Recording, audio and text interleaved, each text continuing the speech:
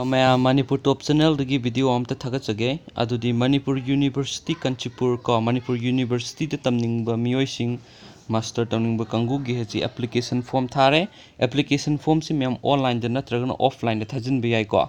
aduga moigi khena ba magi course ko haidi magi karamba subject master turning ba adugi na chingba loina khoigi magi subject wise da pithoe mem yingbiro sida ko khangda yaro se comment box da soidana hangbiro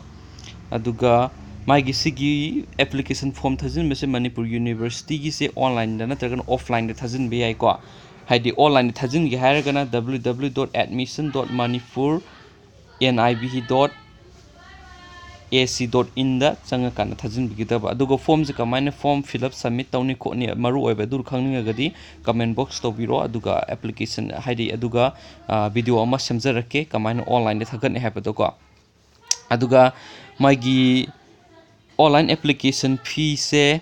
haidi application fee se OBC ga gen unreserved kangu ga ko moigi dil lupa chahum neba aduga schedule tribe schedule caste kangu gina lupa chani adum online de pay tawr sai ko aduga offline de thajin ba kangu gina adu moigi www.manipur.nibh.ac.in de sanga ko my website se direct link se video ki description na pijaram ge de link sanga kanda nangna application form no download to bini ko adu download matung da nangna lawduriba subject wise to gi my department de salaga form fill up submit to bi ai adu kana my application form sing su manare sida ko unreserved office kang gi lupa chahum aduga schedule tribe schedule caste kang gi lupa chani aduga nang si payment si direct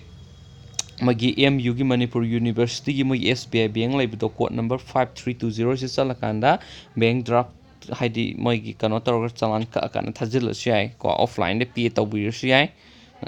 chine duni moina hai kang maru ebe singsia adugo pay tawge hairagadi